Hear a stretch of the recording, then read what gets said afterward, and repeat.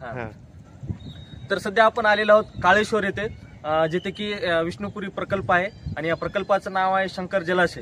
तर आपण सध्या बघू शकतात की या डॅमला एकूण 18 दरवाजे आहेत. 18 दरवाज्यापैकी 15 दरवाजे हे उघडलेले आहेत आणि 3 दरवाजे सध्या बंद आहेत.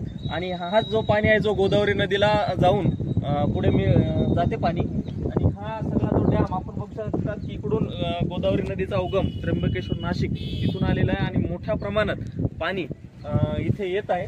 आणि हा इथला जो काळेश्वरचा मंदिर आहे आपण बघू शकतात की तो भाग मंदिराचा भाग जो आहे तो जेमतेम त्याच्या अर्ध्यात पाणी आलेलं आहे. आणि भाविक आज सोमवार असल्या कारणाने, शेवटचा श्रावण सोमवार असल्या कारणाने भाविक सुद्धा या ठिकाणी मोठ्या प्रमाणात गर्दी करत आहेत. आणि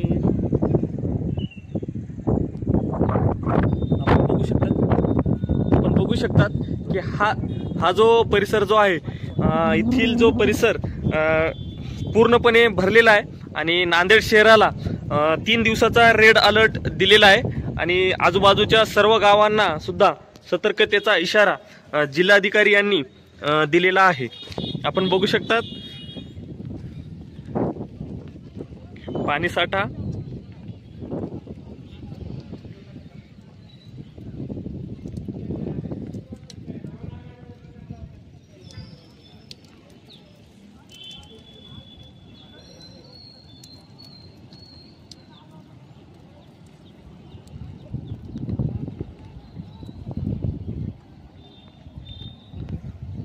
या जलाशयाच्या एकूण 18 दरवाजापैकी 15 दरवाजे हे उघडलेले आहेत आणि 3 दरवाजे बंद आहेत. असं जर पाणी वाढलं तर सर्व दरवाजे